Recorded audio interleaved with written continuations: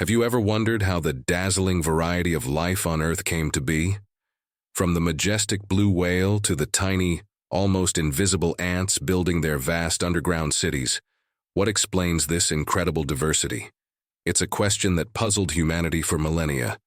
And then, in the mid-19th century, one man had a revelation that would change the way we see the world forever.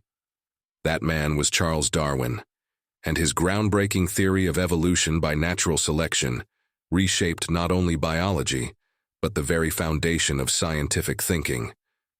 In today's video, we'll dive into Darwin's life, explore the revolutionary ideas he put forward, and uncover how evolution and natural selection continue to shape science and our understanding of life itself.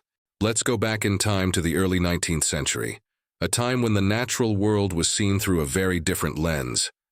Back then, most people believed that life on Earth had been created exactly as it appeared, unchanging since its creation. This view was rooted in religious teachings, like those of Christianity, which held that God had designed each species perfectly and deliberately. But cracks in this worldview were beginning to show.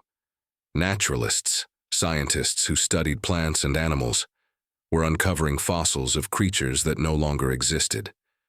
Why would a perfect creation include extinct animals? And then there was the question of Earth's age.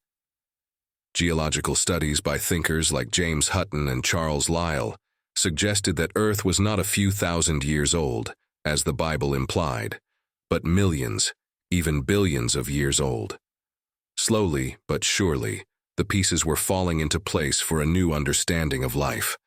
But it would take one man, curious, meticulous, and willing to challenge convention, to bring these ideas together into a unified theory.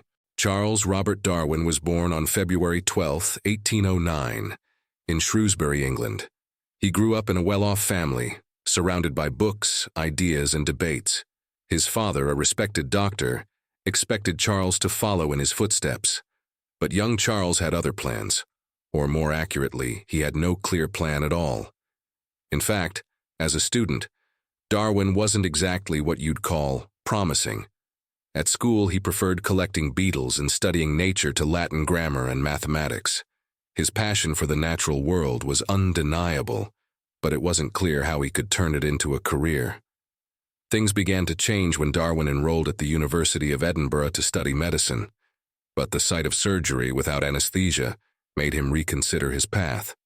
He later switched to studying theology at Cambridge, where he met key figures like John Stevens Henslow, a botanist who encouraged his interest in the natural sciences. Henslow's mentorship set Darwin on the path that would change his life and the world. In 1831, at the age of 22, Darwin received an invitation that would shape his destiny. He was offered the chance to join the HMS Beagle, a British naval ship, on a 5-year voyage around the world. His role? To serve as a naturalist and gentleman companion to the ship's captain, Robert Fitzroy. The voyage took Darwin to South America, the Galapagos Islands, Australia, and beyond. Everywhere he went, he collected specimens of plants, animals, and fossils, filling notebooks with observations. But it was in the Galapagos Islands that the seeds of his revolutionary idea began to take root. Darwin noticed that finches on different islands had slightly different beaks, perfectly suited to their local food sources.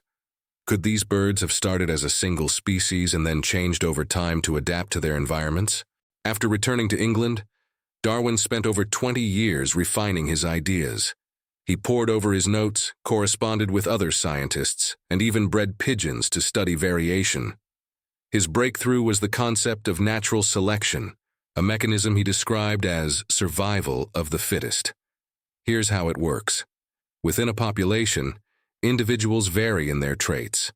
Some traits make individuals better suited to their environment, helping them survive and reproduce. Over time, these favorable traits become more common, leading to gradual changes in the population. Darwin wasn't alone in developing these ideas. In 1858, he received a letter from Alfred Russel Wallace, a naturalist who had independently arrived at a similar theory.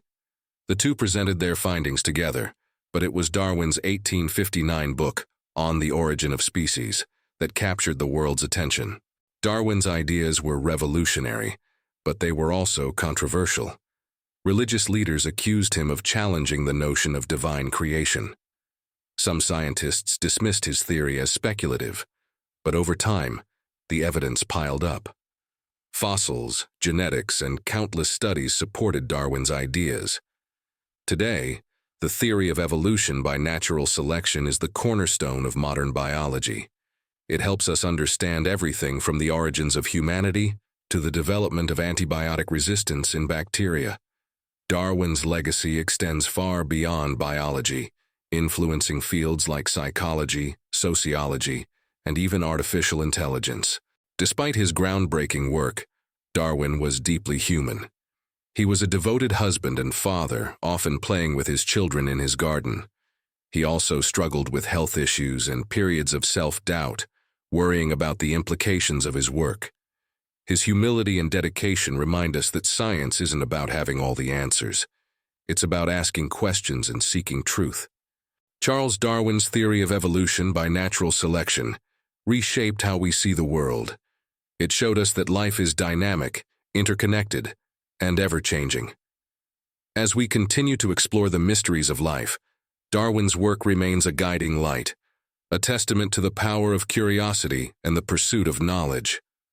Thanks for watching, and don't forget to like, comment, and subscribe for more deep dives into the lives of history's most fascinating figures.